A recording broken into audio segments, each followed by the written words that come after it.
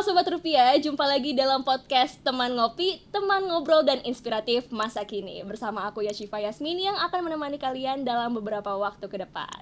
Nah, hari ini aku sudah kedatangan teman ngobrol kita nih, yaitu Bang Fajar Setiawan. Halo. Apa kabar Bang Fajar Setiawan? Sehat-sehat. Alhamdulillah. Siva gimana? Alhamdulillah sehat. Saya juga ya. Kesibukan akhir-akhir ini ngapain aja nih Bang? Wah, kalau dibilang kesibukan selalu sibuk, selalu ada selalu kegiatan. Pokoknya kita baru selesai acara besar, ini lagi beres-beres sama nyiapin acara acara sama kegiatan berikutnya Oke. lagi. Jadi ini benar-benar sibuk ya. Setiap Betul. waktunya selalu ada acara baru gitu. Selalu maraton. Selalu maraton acara baru. Yes. Nah, mungkin boleh nih perkenalkan sedikit dirinya aja ya, karena kalau semuanya diperkenalkan bisa sampai subuh kita ngobrol. Boleh diperkenalkan sedikit background dan profil dari Bang Fajar Setiawan. Kita manggilnya Bang aja ya. Boleh, Bang aja Oke. nggak apa-apa. Baik, Dek Shiva ya. Dek Shiva boleh, karena aku masih muda ya. Dek Shiva. Dek Shiva ya. Oke. Sobat Rupiah semuanya, selamat sore. Perkenalkan saya Fajar Setiawan. Sekarang sebagai PLT analis di Kantor Perwakilan Bank Indonesia Provinsi Banten. Dan terima kasih banget nih Mas Shiva udah diundang ke podcastnya hari ini. Terima kasih juga seru Bang Fajar banget. sudah datang. Karena semoga nanti sharing-sharingnya bisa ini ya, menginspirasi ya. Amin. Jadi hari ini kita mau ngobrolin seputar UMKM ya Bang ya. Yes. Tapi sebelum kita beranjak ke UMKM, sebelumnya aku juga mau ngobrolin tentang stabilitas ekonomi. Oke. Sebelum kita ngomong stabilitas ekonomi lagi, aku Yes. mau nanya dulu nih tentang gimana kondisi sistem keuangan Indonesia saat ini Aha. dibandingkan dengan beberapa tahun yang lalu ya, saat masanya krisis gitu. Aku mau tahu perbedaannya nih, bagaimana perbedaan sistem keuangan saat itu dan saat ini. Oke, mungkin aku ceritanya jangan terlalu textbook kali ya, Oke. biar nggak membingungkan Jadi kita juga. ngobrol aja gak sih? Yes, benar. Jadi biar teman-teman yang ada di rumah, Sobat Rupiah juga bisa mungkin bisa nangkepnya lebih gampang gitu ya. Oke, Jadi simpelnya aja ya. yes, kalau kita bicara kondisinya, jadi kondisi sekarang itu jauh lebih baik dibandingkan dengan masa-masa mungkin tahun 97-98 yang krisis Asia, terus kemudian juga di tahun 2008-2009 ada krisis keuangan yang itu juga melibatkan dunia perbankan tentunya dan juga pelaku-pelaku keuangan ya. Jadi kalau di kondisi sekarang itu memang kondisi ketidakpastian ekonominya juga masih tinggi, masih ada perang kan kita tahu. Betul. Antara Rusia Ukraine masih berlanjut, terus kemudian juga ada gangguan-gangguan, even gangguan alam juga bisa berdampak pada stabilitas ekonomi dan stabilitas sistem keuangan. Jadi kalau kondisinya sekarang lebih better karena kita juga sudah punya semacam kerangka itu yang bisa untuk menjaga agar sistem keuangan apalagi sekarang sudah dipisahkan ya antara kalau di Indonesia udah dipisahkan antara kebijakan untuk pengawasan perbankannya sendiri dan lembaga keuangan juga dengan sistem keuangannya, dan itu lebih banyaknya memang di masing-masing itu sudah ada apa namanya yang menggawangi masing-masing. Ada BI dengan untuk kebijakan makroprudensial dan juga OJK dengan kebijakan mikroprudensialnya, dan itu saling berkolaborasi. Nah, ini kita bicara seputar BI ya. Sebenarnya apa sih peran dan tugas dari BI itu sendiri dalam menjaga stabilitas ekonomi nih, Bang? Oke. Jadi kalau kita balik lagi ke tujuan utamanya BI ya. Tujuan utama BI itu kan menjaga stabilitas nilai rupiah tuh. Tujuannya tunggal satu, untuk mendukung pertumbuhan ekonomi yang berkelanjutan.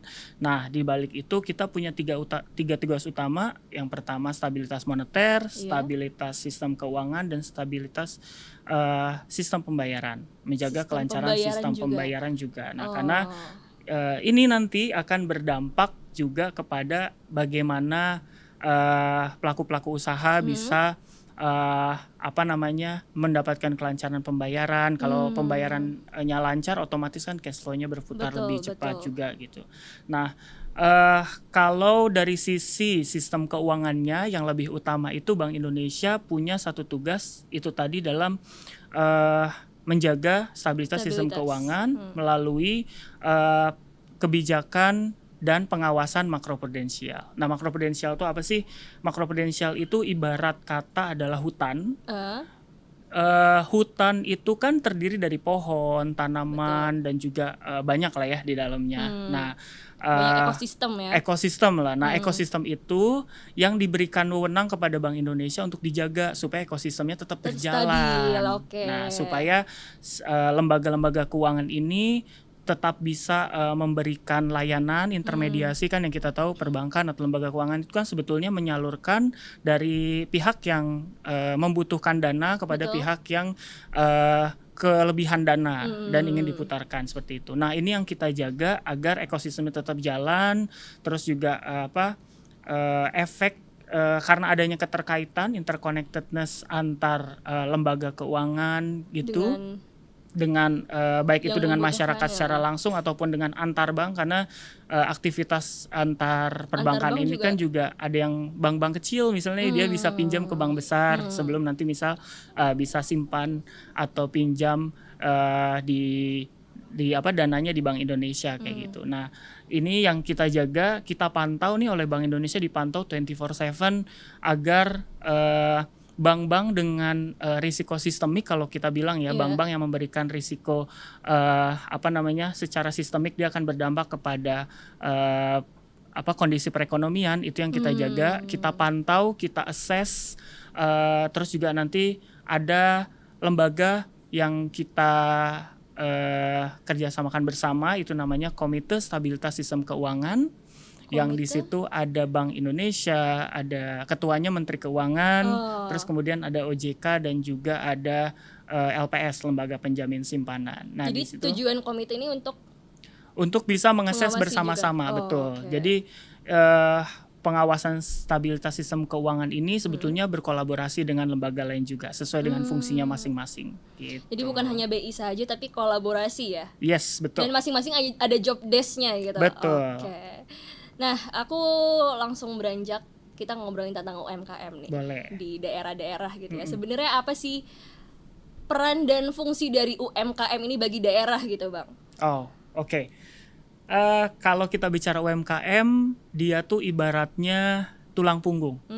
Kenapa tuh bisa dikatakan sebagai tulang punggung? Kenapa? Karena UMKM ini merupakan 95% penopang ekonomi. 95%. Jadi perekonomian kita itu pelaku-pelaku usaha yang ada di dalamnya itu sebetulnya masih dalam kategori UMKM, sehingga ini yang jadi fokus kita juga agar bisa salah satu cara juga untuk bisa mencapai stabilitas sistem keuangan gitu. Karena kalau kita lihat dari sejarahnya, memang UMKM ini kan sebagai istilahnya yang paling bisa bertahan di dalam kondisi apapun gitu. Jadi termasuk pada saat pandemi kemarin juga UMKM ini yang sektor yang bertahan dan minim terkena dampak dari pandemi dan juga kondisi krisis yang lain seperti itu. Jadi UMKM ini bisa kita bilang tulang punggung yang harus kita rawat dan jaga dan kita besarkan tentunya. Oke, tadi kan dibilang kalau misalnya UMKM sebagai tulang punggung yang harus kita rawat dan kita jaga nih. Yes. Tapi apakah di Indonesia saat ini UMKM sudah benar-benar didukung oleh pemerintah gitu? Gimana nih opini dari Bang Fajar? Oke. Kalau bicara dari sisi ini kacamata yang ada saat ini ya, yang kita lihat bahwa tentunya sudah banyak program, sudah banyak keterlibatan yang dilakukan oleh baik itu dari sisi pemerintah, didukung oleh Bank Indonesia dan berbagai stakeholder sendiri, bahwa untuk UMKM ini menjadi salah satu sektor yang harus didukung oleh setiap kementerian dan lembaga kayak gitu. Jadi setiap lembaga nggak cuma yang menangani UMKM ataupun perdagangan ataupun pariwisata, itu semuanya sekarang juga didorong untuk bisa punya binaan, UMKM binaan gitu. Jadi ini memang perannya nggak cuma satu lembaga tertentu, kita harus bisa saling mendukung kayak gitu ya. Nah, lagi-lagi kolaborasi ya. Kolaborasi. Nah, kalau yang dilakukan di Bank Indonesia sendiri, dukungannya itu kita berpacu pada 3 pilar. Apa tuh? Pilarnya itu yang pertama ada korporatisasi untuk peningkatan kapasitas, terus kemudian perluasan akses pasar dan juga pembiayaan. Oke. Nah, Ini kan tadi ada 3 pilar kan. yes. Korporatisasi, lalu pemasaran dan pembiayaan. Ini salah satu support BI untuk UMKM gitu Betul. ya. Nah, itu teknisnya itu bagaimana sih, Bang? Oke. Untuk korporatisasi, lalu apalagi tadi? Pemasaran dan juga pembiayaan, apakah ada penyuluhan kah atau bagaimana gitu? Yes. Nanti kalau Syifa atau teman-teman yang Sobat Rupiah pingin lihat lebih lanjut, sebetulnya kita ada satu event khusus untuk istilahnya kita sebut selebrasi ya, selebrasi untuk para UMKM kita atau UMKM binaan dan mitra Bank Indonesia ini untuk bisa terus membesarkan usahanya. Itu kalau kita bicara dari sisi pemasaran dulu nih, kalau kita bicara dari sisi pemasaran itu kita memperluas dengan berbagai event-event pengembangan UMKM. Jadi ada yang namanya Karya Kreatif Indonesia, terus itu juga nanti ada Road to Karya Kreatif Indonesia di berbagai daerah. Terus kemudian kalau yang tahun ini spesial karena kita sudah kolaborasi juga dengan tentunya mendukung Gerakan Nasional Bangga Buatan Indonesia dan bangga berwisata di Indonesia. Itu salah satu strategi pemasarannya ya. Betul. Jadi kita melibatkan UMKM yang tentunya sudah terkurasi ya. Sudah terkurasi, ada UMKM fashion, UMKM food, UMKM kriya, terus juga UMKM yang dia pendukung-pendukung termasuk yang industri perdagangan itu juga masuk di dalamnya. Terus juga kemudian untuk dari sisi pemasaran ini kita mendorong mereka untuk bisa terus masuk naik kelas lah, kita sebutnya mereka naik kelas. Nah terus kemudian kalau kita beralih ke yang kedua itu dari sisi kapasitas nih. Jadi kapasitas, nah ini penting kan. Kalau pasarnya ada, terus bayarnya ternyata ada nih, udah kita udah kita bisnis matching kan antar mereka. Ini yang menjadi PR kemudian yang juga selalu dibahas nih di berbagai forum, baik itu oleh mungkin di forum mahasiswa atau forum-forum besar, itu memang bagaimana kapasitasnya ini bisa mencukupi kebutuhan permintaan, karena permintaan itu mungkin sudah ada, cuma memang belum sampai atau belum istilahnya terjembatani gitu. Yes, belum terhubung aja kayak gitu. Nah ini juga apalagi kalau kita tadi udah bicara pemasaran secara internasional mungkin ya, itu kan kapasitasnya butuh lebih besar dan kontinu. Betul. Nah kontinuitas ini yang kita dorong melalui korporatisasi nih.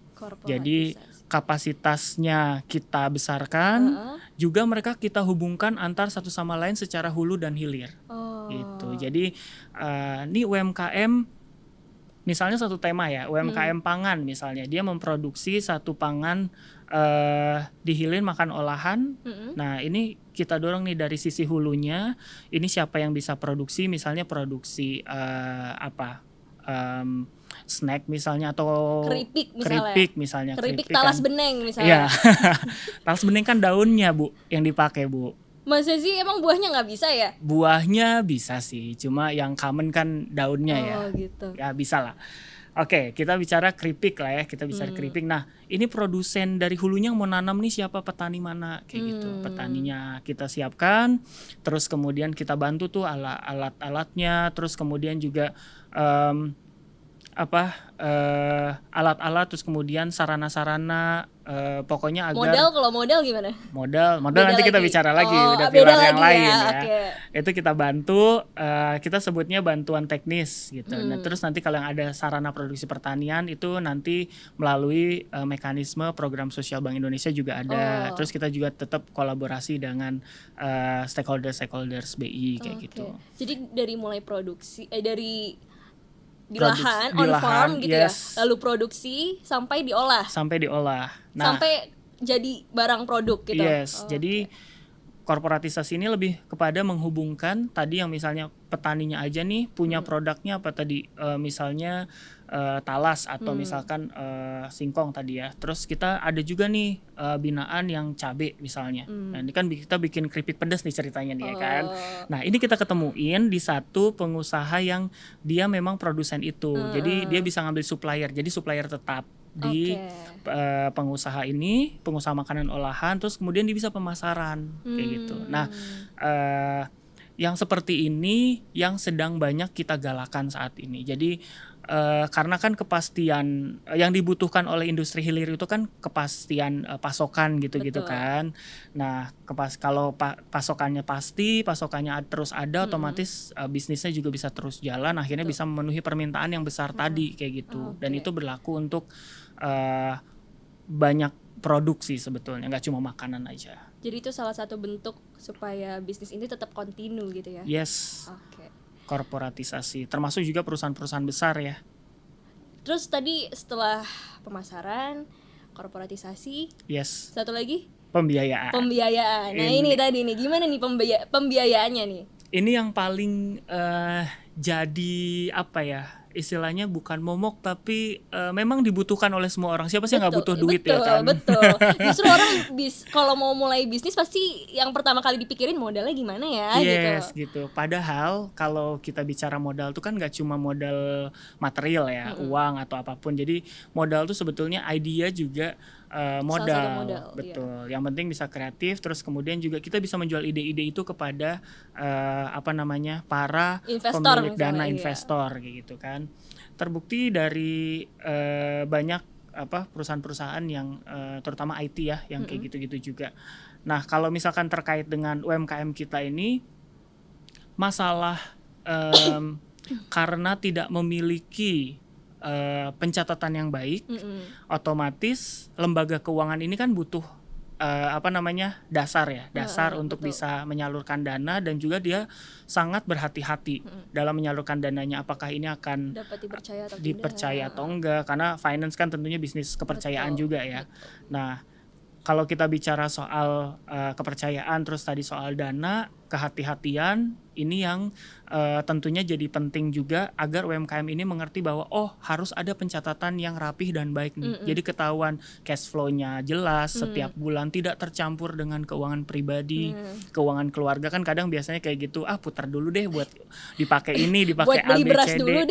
Buat beli beras, buat beli susu gitu kan. Nah, itu yang tidak diharapkan oleh lembaga keuangan, dan ini yang terus kita komunikasikan ke para pelaku UMKM juga. Dan kita salah satunya punya aplikasi atau kita sebutnya media untuk bisa melakukan pencatatan itu secara lebih mudah dengan namanya SIAPIK. Kita sebutnya SIAPIK. SIAPIK itu Sistem Informasi Aplikasi Pencatatan Keuangan. Nah, di aplikasi SIAPIK ini kita bisa mencatatkan semua transaksi, itu tentunya urusan bisnisnya ya, terkait dengan bisnisnya, terkait dengan usahanya, semua dicatat di situ. Itu udah ada debit kredit, sebenarnya sederhana aja. Jadi antara debit kredit keluar masuk berapa, termasuk juga dengan profit. Nah, dari situ bisalah terbaca dari nanti itu yang dilaporkan kepada sebagai salah satu cara untuk mengajukan pinjaman. Itu. Nah, selain si SIAPIK ini, kita juga mendorong untuk bisa penggunaan pada saat bertransaksi menggunakan media-media non tunai.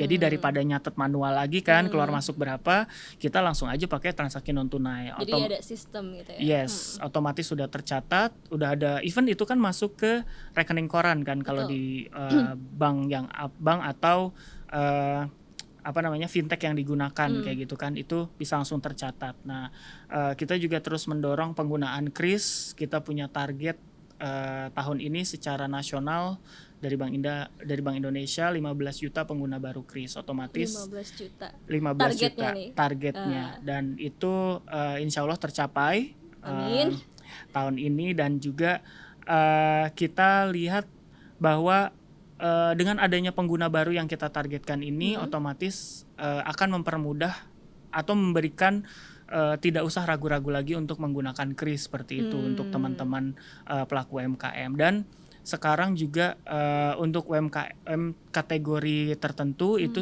masih berlaku MDR 0%. Apa tuh? Merchant discount rate.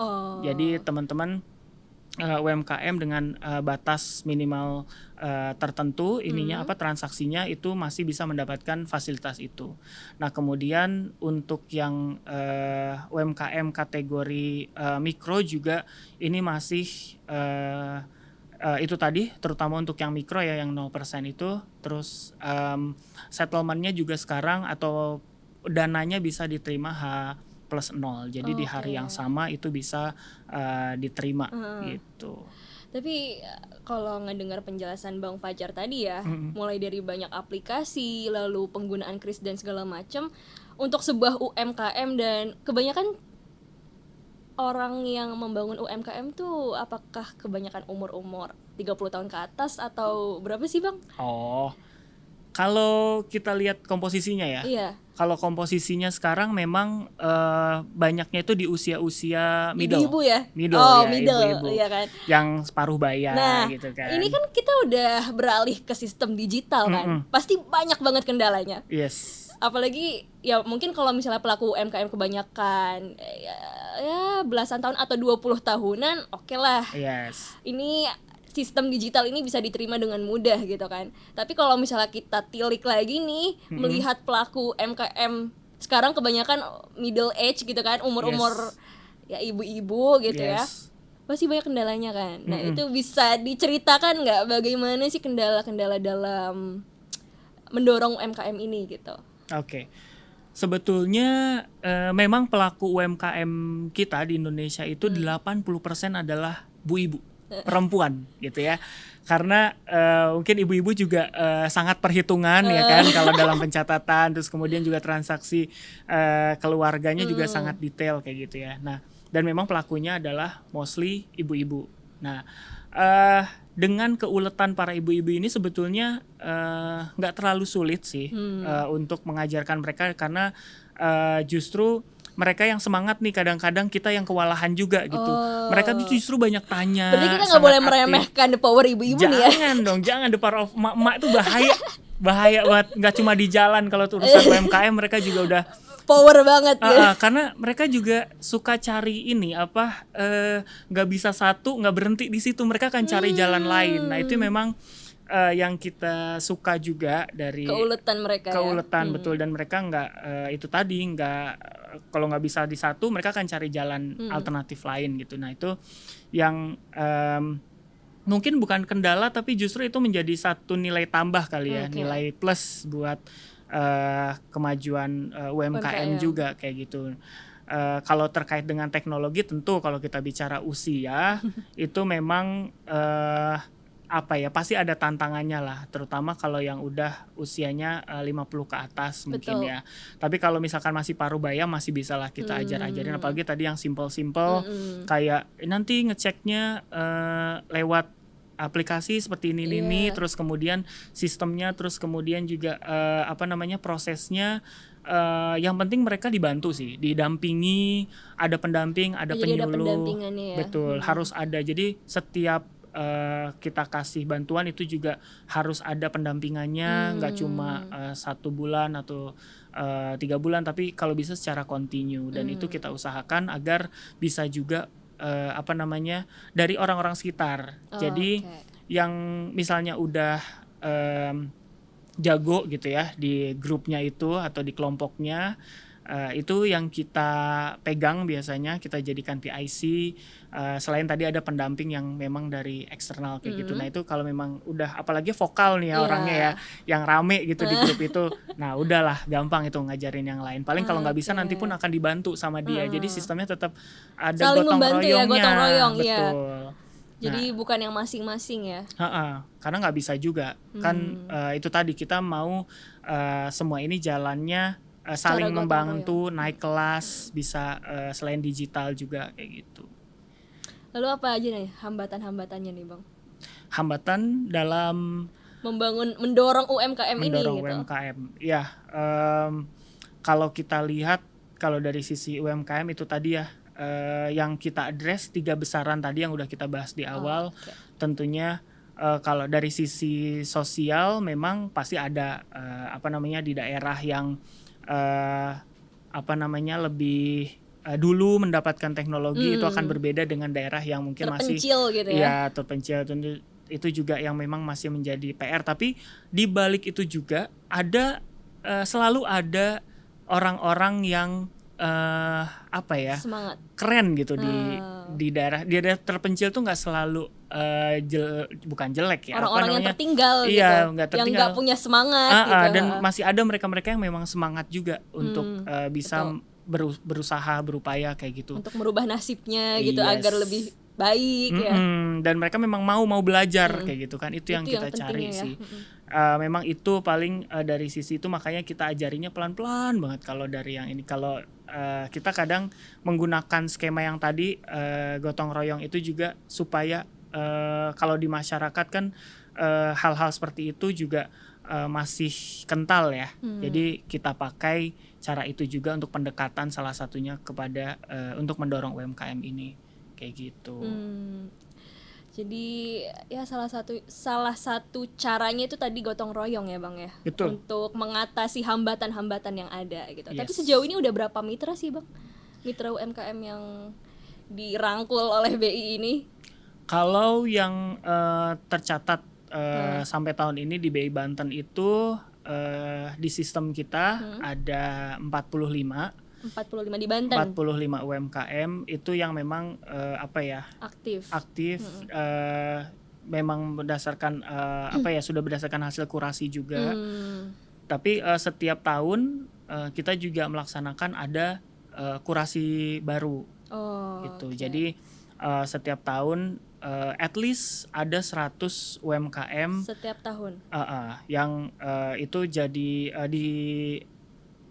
dinilai setiap tahun apakah mereka masih sudah sampai mana nih stage-nya, terus kemudian dari yang anggota-anggota yang mungkin sebelumnya belum ikut terus kemudian bisa lolos atau bisa masuk jadi mitra BI itu juga kita lakukan setiap tahun. Kalau yang tahun ini tuh ini berdasarkan data terakhir ya. Yeah. Data terakhir itu ada sekitar kita melakukan 500 tuh, dari 500 UMKM kita kurasi, kita press menjadi sekitar 100. Oke, berarti itu udah mencapai target ya? Iya. Mencapai target.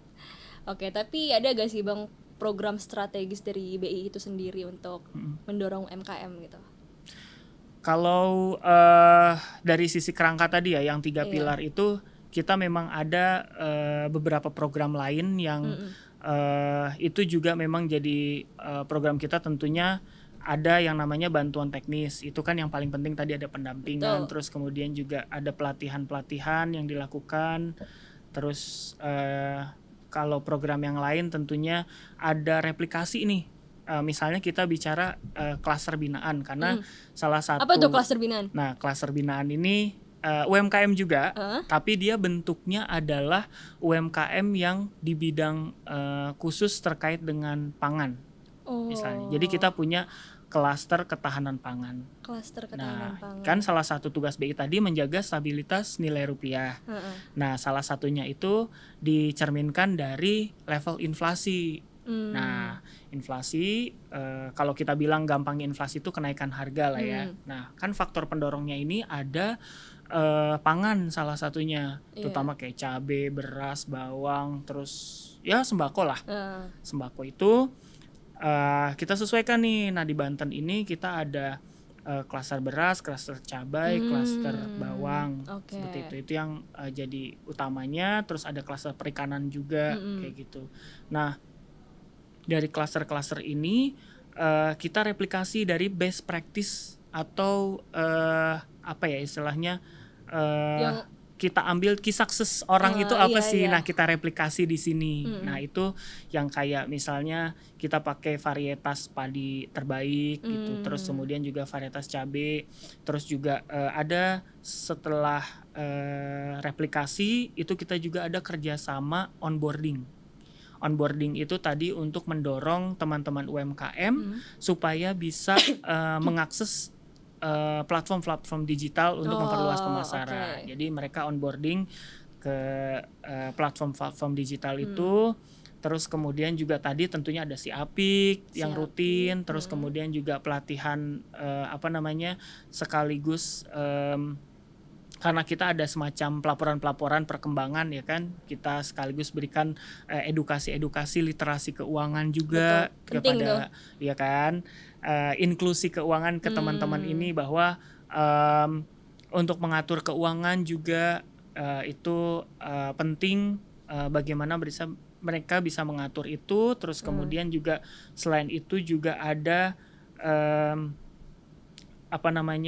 manajemen sistem keuangan dari UMKM. Itu yang jadi program kita untuk tentunya bersinergi ya dengan pasti. berbagai stakeholder, nggak cuma punya BI Iya. aja, tapi juga dengan punya pemerintah dan juga stakeholder yang lain gitu.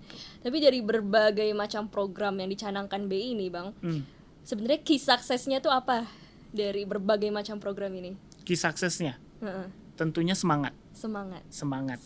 Kalau mereka nggak ada semangat, kita juga akan kesulitan tentunya. Mau kita dorong sekuat apapun dengan ide yang sangat kita mau replikasi ini di sini, kalau mereka nggak mau, otomatis akan susah gitu kita masuk atau kita penetrasi ke mereka. Nah ini juga yang kita lihat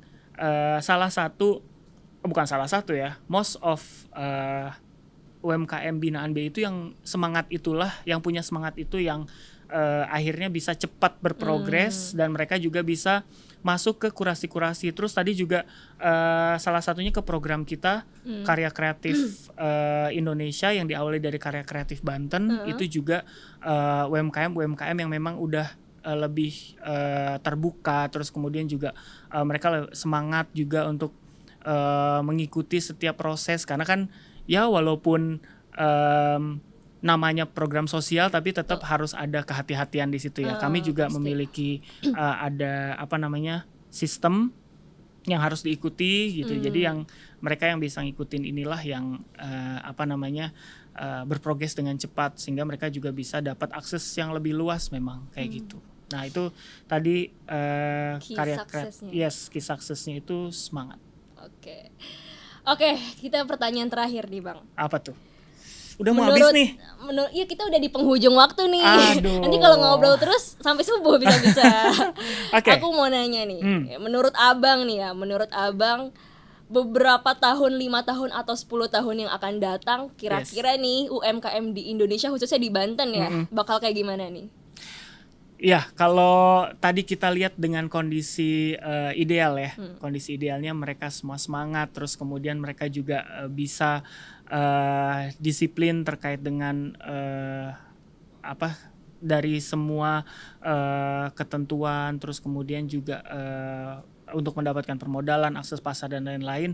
Aku yakin UMKM Banten ini akan bisa sehebat UMKM yang sudah besar, bahkan bisa jadi perusahaan besar gitu ya.